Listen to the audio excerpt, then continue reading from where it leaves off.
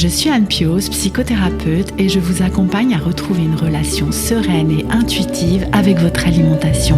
La pleine conscience du pouvoir est un podcast qui vous accompagne à reprendre le pouvoir dans votre relation avec la nourriture, à sortir des injonctions de la culture des régimes et à ne plus vous sentir seul avec tout ça. Dans ce podcast, je partage des outils, des réflexions. Je vous parle aussi de pleine conscience et d'introduire dans votre quotidien plus d'observation de votre propre fonctionnement. Je vous propose également des témoignages de femmes et d'hommes qui vivent ou ont vécu un trouble du comportement alimentaire ou une relation compliquée avec leur alimentation. Leurs témoignages vous permettront, je l'espère, de réaliser que nous sommes nombreux à nous retrouver pris au piège de cette relation toxique. Je vous laisse avec l'épisode du jour. Je m'appelle Tessa, j'ai 25 ans. Les problèmes de poids chez moi ont démarré à partir de l'âge de 9 ans, je dirais. Et à partir de cette époque-là, j'ai commencé à aller voir des diététiciens. Et ça a engendré au fur et à mesure de plus en plus de troubles alimentaires. J'ai commencé à parler de l'opération assez jeune, et donc je me suis fait opérer, j'avais 19 ans. Le problème, c'est que l'opération, c'est pas une baguette magique. J'ai remplacé mon addiction entre guillemets à la nourriture par une addiction au sport. Et est arrivé le moment où mon corps a dit stop. À chaque fois que j'allais voir le médecin, c'était toujours lié au poids. Je vais pas perdre 20 kilos là en 2 semaines, donc peut-être falloir m'aider autrement. Pour moi, le plus important à transmettre, c'est que le poids ne nous définit pas. C'est un détail corporel, j'ai envie de dire, à un moment donné de notre vie. Tout peut aller pour le mieux, même si on a des problèmes de poids. C'est une passade. Bienvenue dans l'épisode 66 du podcast La pleine conscience du pouvoir. Aujourd'hui, je vous propose d'entendre le témoignage de Tessa. À 25 ans aujourd'hui, Tessa a commencé à consulter des diététiciens dès l'âge de 8 ans. À la fin du lycée, elle a pu s'auto-diagnostiquer comme souffrant d'hyperphagie. Tessa a très vite pensé à se faire opérer et a eu recours à une sleeve à l'âge de 19 ans. Après la lune de miel post-opératoire qui a duré 2 ans, Tessa a repris du poids, elle nous explique pourquoi. Elle nous parle également du SOPK, syndrome des ovaires polykystiques dont elle souffre, et de l'errance médicale dans laquelle elle se trouve encore aujourd'hui. Je vous laisse découvrir notre échange. Bonjour Tessa. Bonjour Anne.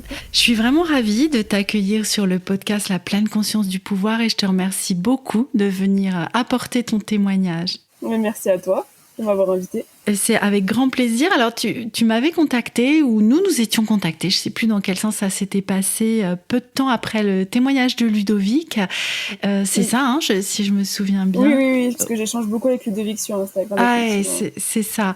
Et du coup, moi, j'ai sauté sur l'occasion parce que quand quelqu'un vient me contacter comme ça, et n'hésitez pas à le faire si vous le souhaitez, je propose de venir partager un témoignage, de venir partager son histoire et tu as très gentiment accepté, donc merci encore à toi. Et pour commencer, est-ce que tu voudrais bien te présenter ? Oui, bien sûr. Alors, je m'appelle Tessa, j'ai 25 ans, je suis gestionnaire locatif dans une petite agence. Je gère les biens donc des clients. Voilà, je ne sais pas quoi dire de plus, hormis que je vais me marier bientôt. Ah, voilà. C'est une très bonne nouvelle. C'est le gros projet de l'été. Oui. Ouais. Ah, cet été alors là, ça va être... Ok, oui, fin du mois d'août. Nous sommes au mois de juillet, là, quand nous enregistrons l'épisode. Donc oui, c'est à la fin du mois d'août, c'est ça ? La fin du mois d'août, oui. D'accord, ah oui, alors c'est dans les starting blocks, là, pour ce projet. Dernière ligne droite, là. Dernière ligne droite, oui. On sait combien, hein, j'allais dire une épreuve. Mon Dieu, mais pourquoi je dis ça ? Mais parce que ça peut être tellement stressant, en fait, hein, tous ces préparatifs que, voilà. Les préparatifs, oui. Oui, c'est ça. Alors, Tessa, je te propose que, comme je le propose très classiquement, tu nous partages ton expérience, peut-être par ordre chronologique. Qu'est-ce que tu en penses ? Oui, pas de souci. Ok. Alors, raconte-nous. Alors, les problèmes de poids chez moi ont démarré à partir de l'âge de 8-9 ans, je dirais. Au début, en fait, quand j'étais toute petite, j'étais plutôt en dessous de la courbe. Donc, jusqu'à 8-9 ans, j'ai commencé à grossir un petit peu, mais ça se voyait pas spécialement. Et à partir de cette époque-là, j'ai commencé à aller voir des diététiciens. Ah oui, si jeune. Je t'interromps, mais 8-9 ans, tu allais déjà chez le diététicien ou la diététicienne. Ouais, je me souviens des premières consultations que j'avais faites. Et effectivement, voilà, les fameux bouquins avec les assiettes, avec la taille des assiettes qu'on peut manger, comment tu manges, etc. Enfin, ça, c'est quelque chose d'assez marquant, qui est resté après dans les suivis suivants. Et donc, ça a commencé à cette époque-là, ça ne fonctionnait pas du tout. Je perdais pas ou très peu. Et après, je reprenais le double, si tant est que j'ai perdu avant. Ça veut dire qu'en fait, dès 8-9 ans, tu as commencé à faire des régimes et est-ce que rétrospectivement, ton poids était vraiment problématique? Enfin, tu étais dans un grand surpoids, enfin... À 8-9 ans, non. Après, ça l'est devenu plus au collège et au lycée, enfin surtout au lycée. Collège, j'étais plus bien en chair, on va dire, que les autres, que mes autres camarades, mais c'était pas, je pense, encore catastrophique avant la 4e ou 3e, je dirais. Après, à la fin du collège, c'est lié avec des problèmes hormonaux, donc du coup, ça aidait pas aussi pour perdre du poids. Enfin, c'est un peu un cercle vicieux. Oui. Donc c'est devenu plus problématique à ce moment-là parce que pour régler un problème, on m'en demandait d'en régler un autre, etc. Donc Oui, c'était comme assez compliqué. Une cascade, un enchaînement en fait de problématiques. Voilà. Mais sinon, non, en primaire, c'était pas forcément inquiétant. Après, je pense que c'est en primaire où j'ai commencé à développer un petit peu des troubles alimentaires, notamment, enfin, en fait, ce qu'il faut savoir, c'est que j'ai des allergies alimentaires depuis vraiment toute petite, très très jeune. C'était très très marqué quand j'étais petite, j'en avais beaucoup plus que maintenant. Il m'en reste quand même pas mal, mais j'en ai moins qu'avant. Et ça impliquait forcément de la frustration, puisque quand on a 7-8 ans, même si j'étais plutôt en avance, en l'occurrence sur les autres de mon âge au niveau, par exemple, l'école, etc. Donc je comprenais bien ce qui se passait. Et j'avais parfois, je pense intérieurement, j'avais parfois du mal à comprendre certaines restrictions au niveau alimentaire. Par exemple, je mangeais rien à l'école, enfin je pouvais rien manger à l'école, je mangeais pas à la cantine du tout parce que je ne pouvais pas avec les allergies. Donc j'avais la chance d'avoir mes grands-parents à côté, donc je pouvais manger chez eux. Mais ça cassait un peu le rythme aussi, parce que quand on mange pas à la cantine en étant tout petit, même au collège, et ben on rate des moments assez importants finalement. Donc pour recréer des amitiés, etc., c'est un peu compliqué après. Donc ça m'a pas aidé. Non. Et le poids, voilà, a continué d'augmenter au fur et à mesure des années, et les suivis n'ont pas aidé, et ça a engendré au fur et à mesure de plus en plus de troubles alimentaires. À manger en cachette, à amener à manger à l'école, en sortant de l'école, acheter à manger aussi. Alors l'école, je dis l'école, mais plutôt collège, fin de collège, mais et voilà, ça a commencé un peu comme ça. Ce que j'entends, c'est que finalement, cette question de la restriction et de la frustration, ça a commencé autour des allergies, parce qu'il y avait donc des aliments que tu pouvais pas manger, et ce qui peut être vraiment très frustrant pour une petite fille, même si tu comprenais très bien les choses, hein, mais en même temps, bah voilà, c'était une frustration compliquée à vivre. Et est venu s'ajouter à ces frustrations-là des frustrations peut-être sur les quantités, enfin dictées par les régimes finalement. Oui et non. Ouais. Alors, mon problème des quantités, ça a été plus sur les repas de famille, par exemple, des anniversaires, etc. Mais après, au quotidien, parce que ma mère me faisait souvent la réflexion, mais tu manges pas tant que ça pourtant. Mais c'était pas un problème de quantité. C'était vraiment un problème de grignotage tout le temps. Voilà, dès que j'avais l'occasion, je pouvais grignoter à l'école ou grignoter à la maison. Voilà, c'était surtout ça, en fait, le problème des toutes jeunes, hein, dès le collège, parce que j'étais quand même beaucoup...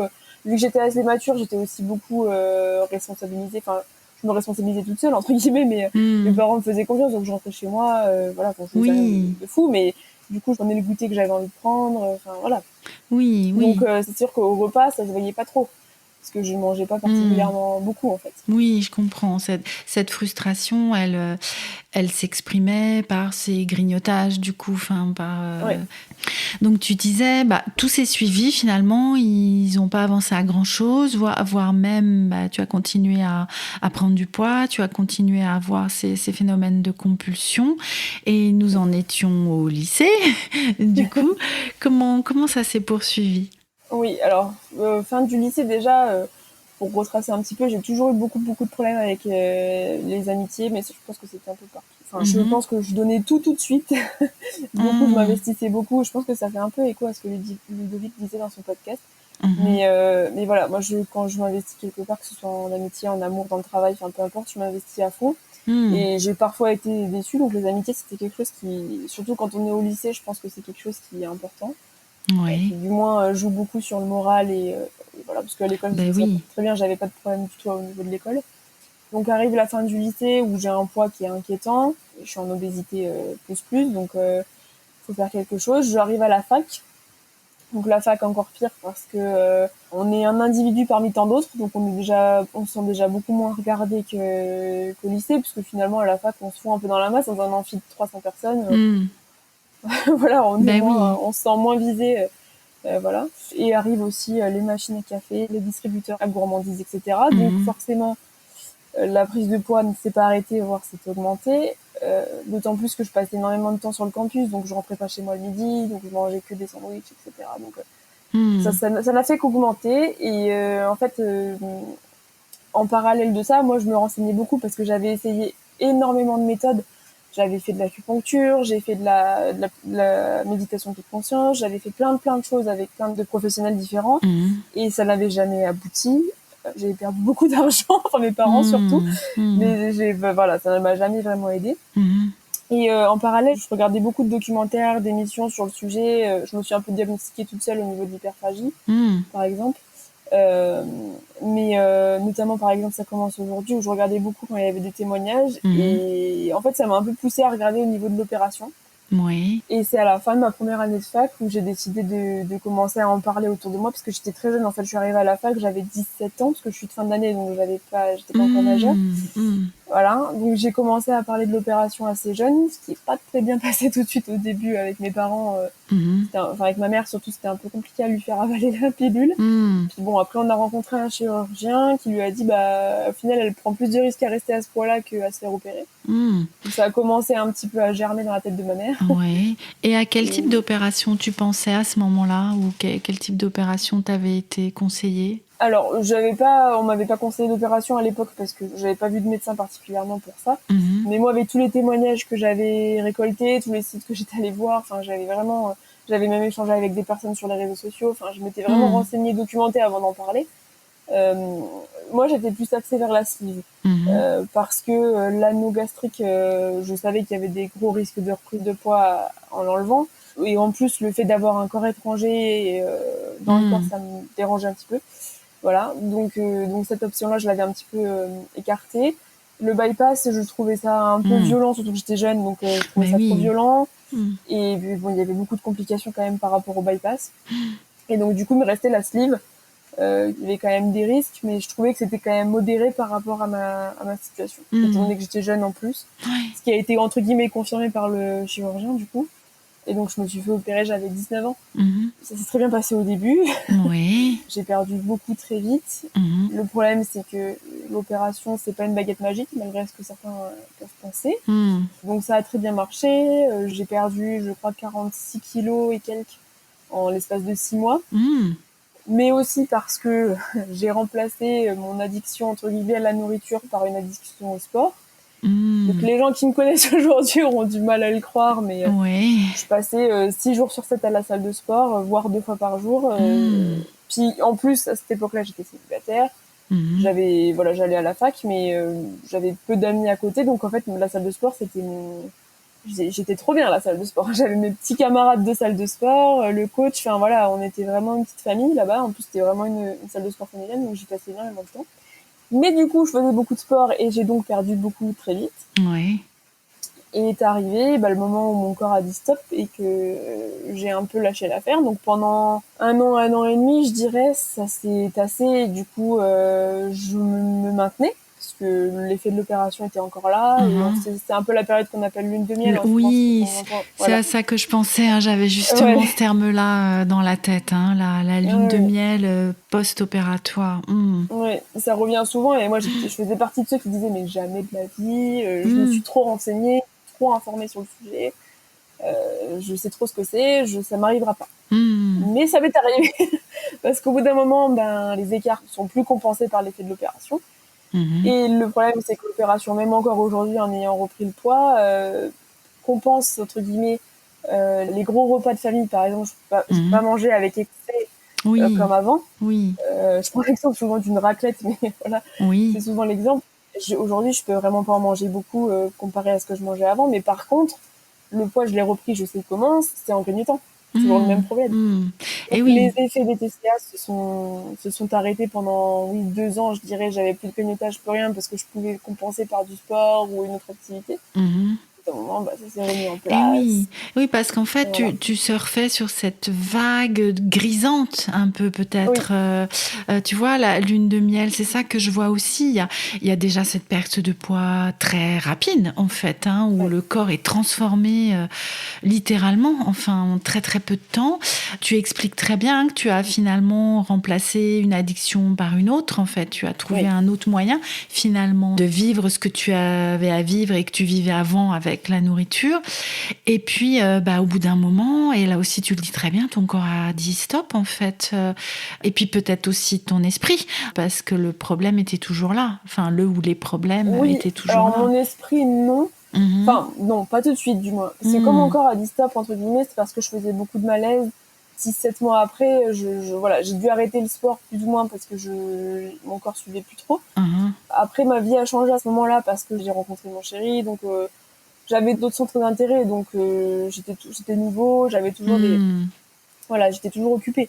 Donc à ce moment-là, non, ça n'a pas trop changé. C'est plus quand justement, ça faisait peut-être 1 an et demi, 2 ans que j'étais avec mon chéri, là où j'ai commencé à reprendre des mauvaises habitudes parce qu'il était beaucoup en déplacement, donc j'étais souvent toute seule, donc je grignotais devant la télé, voilà. Et donc c'est revenu en fait progressivement. Et Mhm. forcément, le moral a commencé à descendre au moment où le poids a commencé à revenir aussi. Parce qu'au Mhm. début, on reprend 2-3 kilos, on se dit bon bah c'est pas grave, avec tout ce Mhm. que j'ai perdu, 2-3 kilos, c'est pas bien grave. Mhm. Je vais les reperdre, voilà. Sauf que 2-3, plus 3-4.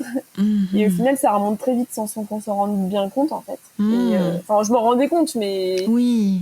je me disais plus jamais je vais atteindre ce poids-là, c'est pas possible. Voilà, mais en fait, si. Et oui, il y avait tellement, est-ce qu'on peut dire ça comme ça, il y avait tellement de marge, enfin, par rapport à, hein, quand Oui, tu oui, bah dis, oui. ouais, Ah bah oui, c'est clairement ça. C'est que quand on leur prend 2-3, on se dit, bah j'en ai perdu 46. Donc bon, mm, le ratio est vite fait. C'est pas mm, très grave, quoi. On verra ça plus tard, ou on commencera la semaine prochaine, ou voilà. Sauf que mm, la semaine d'après, bah il y en a 2 autres de plus. mm, Et voilà. Et mm, ça escalade à ce moment-là. mm. Et donc ça, c'était... Alors, tu disais, tu t'es fait opérer, tu avais 19 ans. Hein.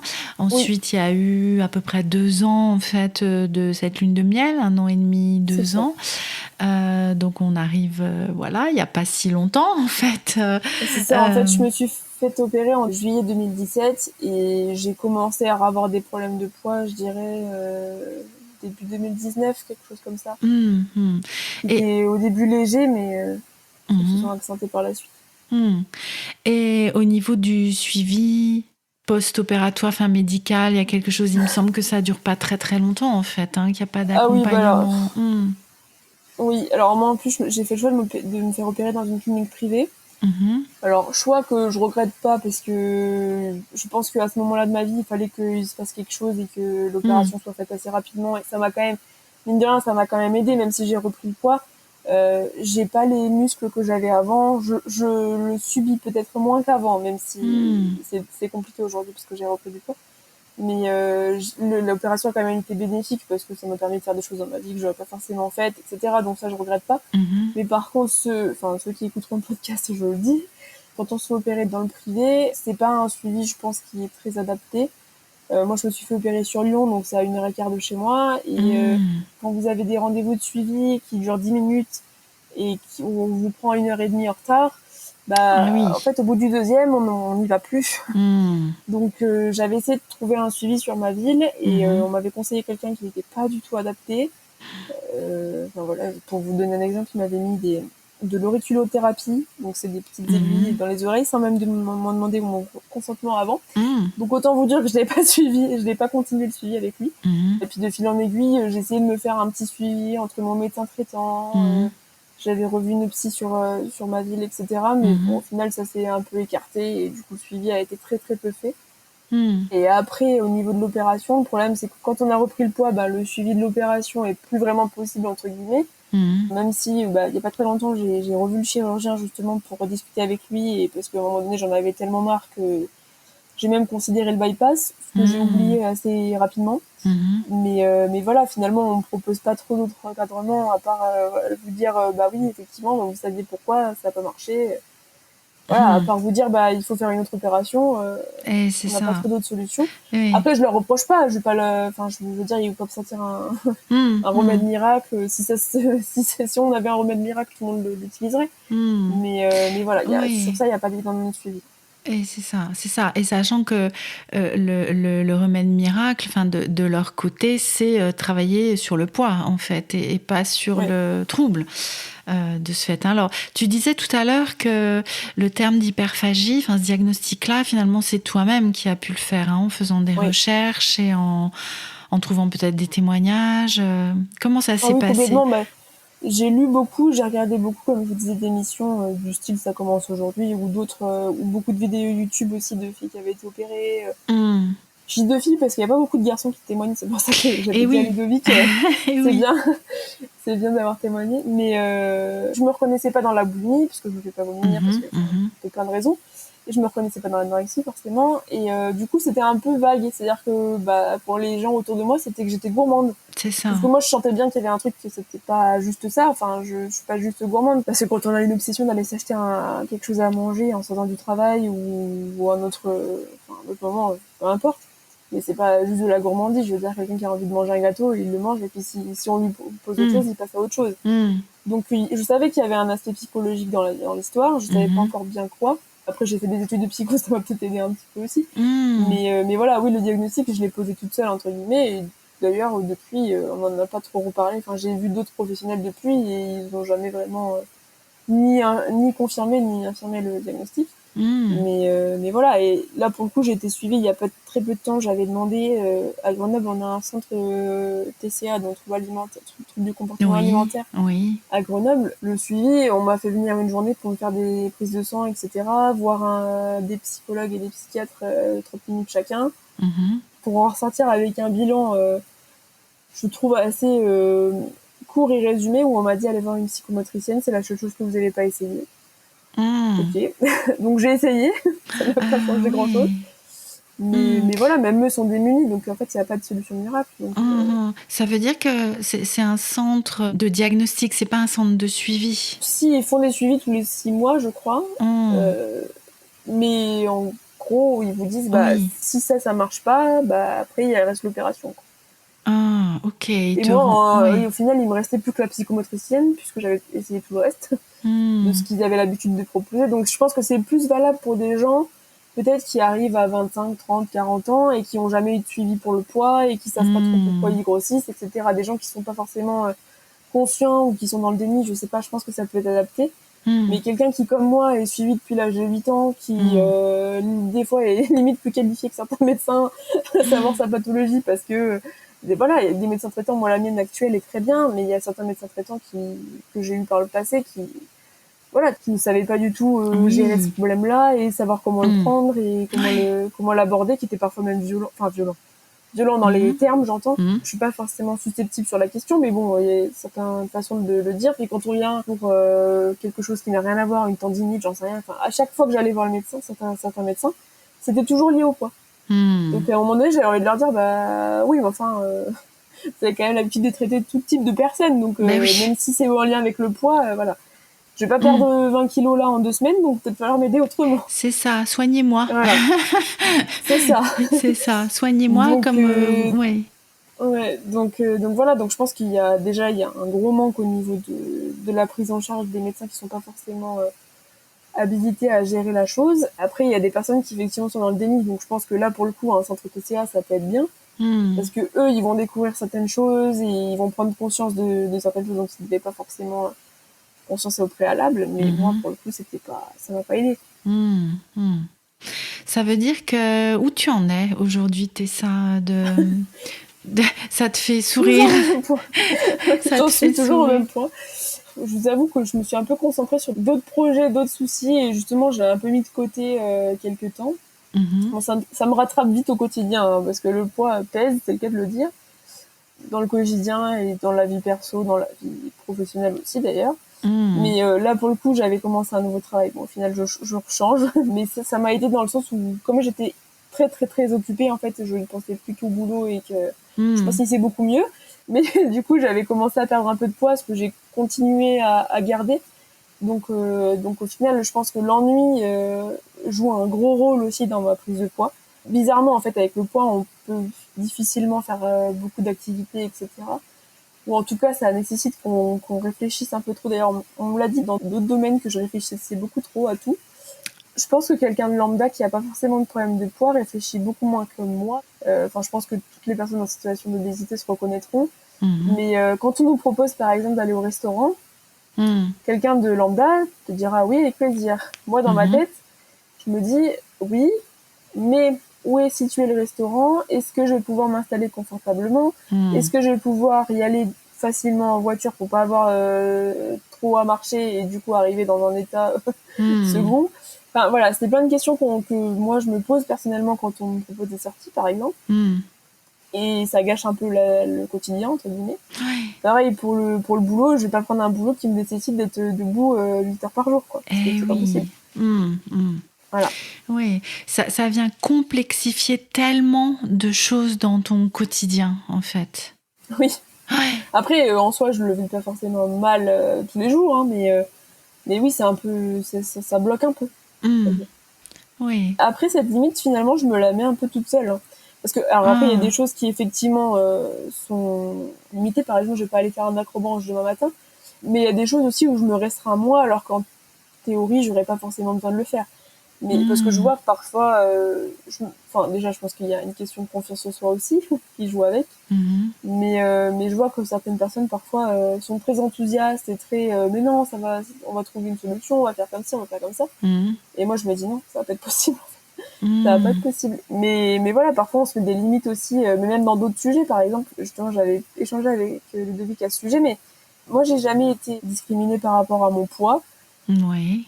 Déjà, j'ai jamais eu une moquerie à l'école, ça j'ai vraiment de la chance. Ah oui, et même ces années collège, les fameuses, tu les as traversées sans problème Alors, sans amis fixes, sans amis fixes, mais sans moquerie. Et d'ailleurs, à un moment donné, justement, ça rejoint avec tous les témoignages que j'ai regardés, etc. Souvent, les gens qui avaient des problèmes de poids avaient subi beaucoup de harcèlement dans leur enfance, dans leur adolescence, etc. Et c'était pas mon cas. Et ça a même été un sujet à un moment donné pour moi. Parce que je me suis dit, mais qu'est-ce qui va pas chez moi? Parce que j'ai une enfance tout à fait normale, j'ai des parents adorables, une sœur adorable, une famille adorable. Je réussis très bien à l'école, j'ai aucun problème avec ça, même sans trop en faire d'ailleurs.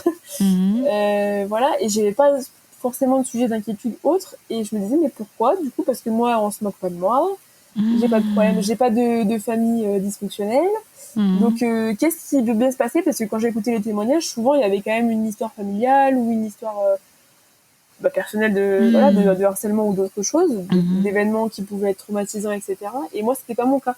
Donc, ça a même été un sujet à un moment donné. Parce que et oui, dit, comme ce sentiment, et ça je peux l'entendre, mais régulièrement, alors que ce soit dans les personnes que j'accompagne autour des troubles de l'alimentation, mais même de tout d'autres types de troubles, c'est ce sentiment d'illégitimité, tu vois, de dire mais normalement moi tout devrait bien aller, alors comment ça se fait et je suis pas légitime à dire que ça va pas ou je suis pas légitime à souffrir et alors qu'en fait il n'est même pas question de ça, il y a la souffrance, il y a ce qui se passe, mais voilà notre tête ne peut pas s'empêcher de venir nous dire ça en fait, enfin toi qu'est-ce qui t'arrive, et ça rajoute une couche, enfin je sais pas ce que t'en penses hein, mais en tout cas ça devient un sujet. Ça l'a rajouté. Ça l'a rajouté à un moment donné. Maintenant, je réfléchis moins comme ça. Mais oui, ça l'a rajouté à un moment donné parce que je me disais, mais c'est pas possible. J'étais en couple, ça allait très bien. Ma famille qui était à côté, ça allait très bien aussi. Enfin, voilà, le boulot. Bon, le boulot, c'était un peu compliqué. Justement, juste après l'opération, les 2 ans qu'on suivi, j'étais en alternance et c'était pas forcément évident. Mais bon, ça expliquait pas tout. Ça expliquait, je pense, une petite partie de la reprise de poids, mais bon, pas tout. Et voilà, je me disais, mais là, tu vas bientôt avoir fini ton alternance. J'avais déjà plus ou moins une idée de ce que j'allais faire après. Il n'y avait vraiment pas d'inquiétude à ce sujet-là, donc ça m'a remis une couche à ce moment-là.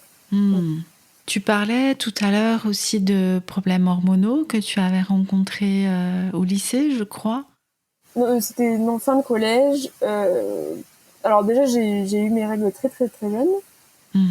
À 10 ans, je crois, j'étais en CM2, donc pas très pratique. Ça encore, pour se sentir différente, c'est encore bien. Exact, mais oui. Parce que déjà en primaire, rien n'est prévu pour les jeunes filles qui ont des règles très tôt. Clairement il n'y avait pas de poubelle, il n'y avait pas... Voilà. Donc c'était assez compliqué. Mais bon, c'est arrivé vers la fin du CM2, je crois. Donc je n'ai pas un souvenir trop marquant de ça encore, ça allait. Mais arrivé en 6e, 5e, j'avais des règles très abondantes. Donc c'était tout à fait gênant aussi. Mais bon, ça se gérait. Et arrivé en 4e, plus rien. Donc c'est là où on a commencé à se dire, bon, il y a un petit problème. J'ai commencé à voir gynécologue et tout ça, enfin tous les suivis qu'on peut préconiser dans ces cas-là. Ce qui n'est pas forcément aidé d'ailleurs avec le poids en soi, parce que justement, donc on a commencé à me parler de dystrophie ovarienne. Donc maintenant, c'est connu sous le terme syndrome des ovaires polykystiques.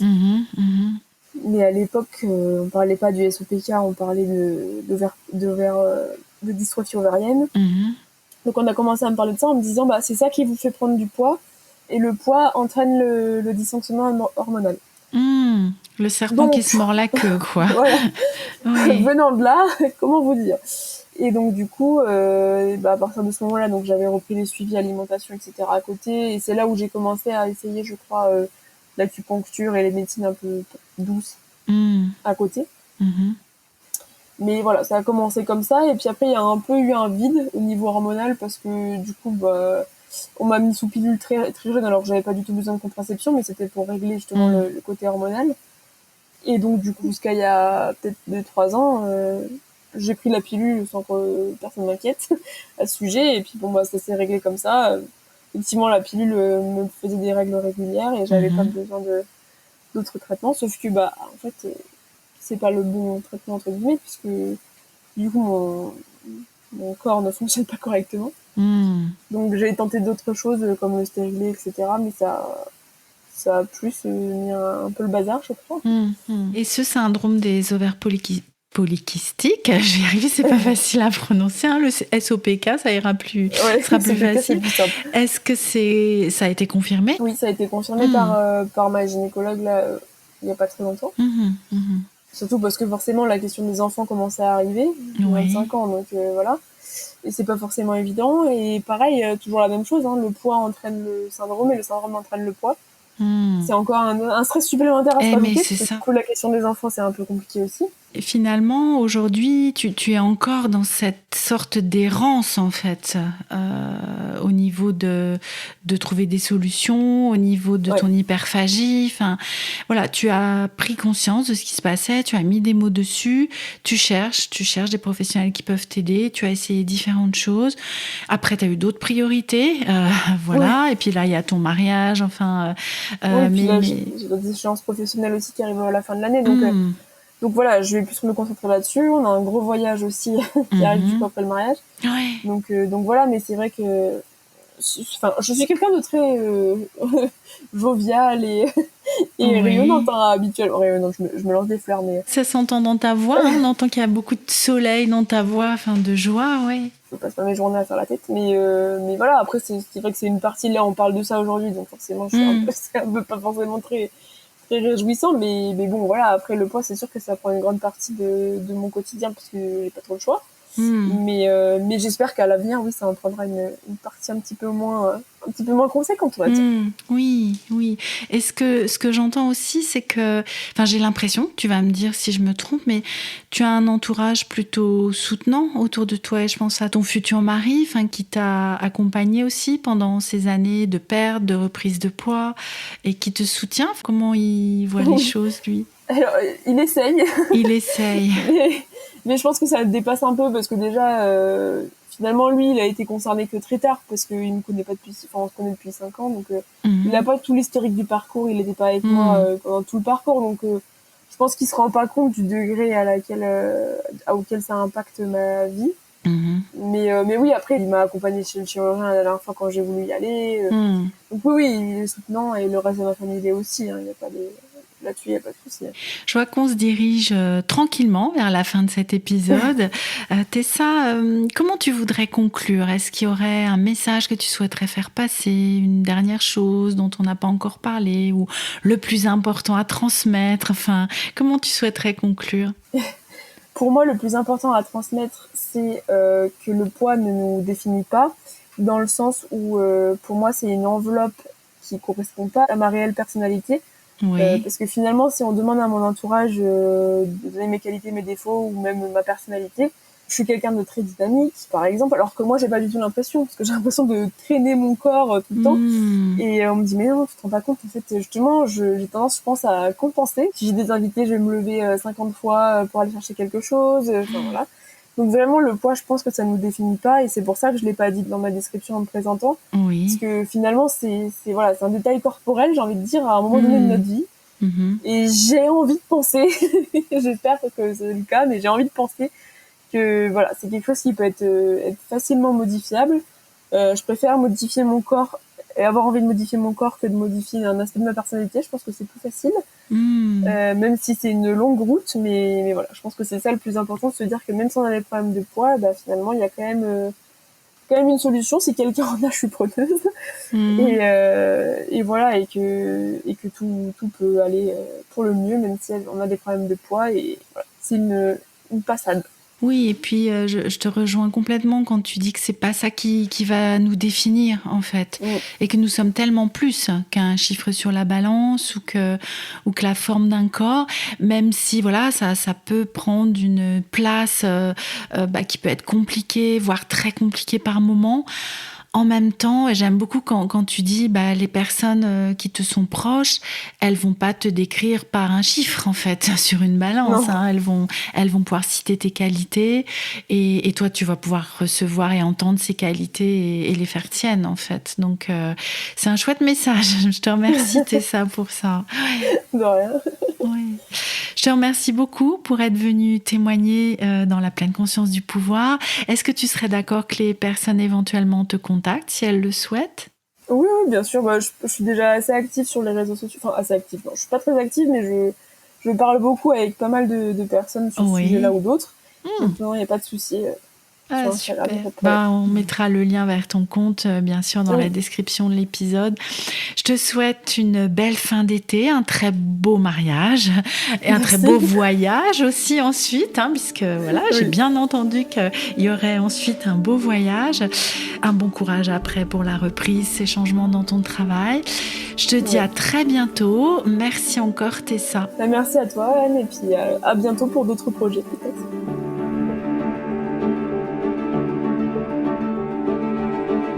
Nous voici à la fin de cet épisode. Merci encore à Tessa de ses partages, et merci à vous d'avoir écouté son témoignage. Si vous souhaitez contacter Tessa, n'hésitez pas à le faire via son compte Instagram, dont vous trouverez le lien dans la description de l'épisode. Nous attendons vos retours avec impatience, et n'oubliez pas de vous abonner au podcast et de nous laisser un avis et une note 5 étoiles si votre plateforme d'écoute le propose. C'est notre carburant pour poursuivre ce travail sur le podcast. À très bientôt pour un prochain épisode de la pleine conscience du pouvoir.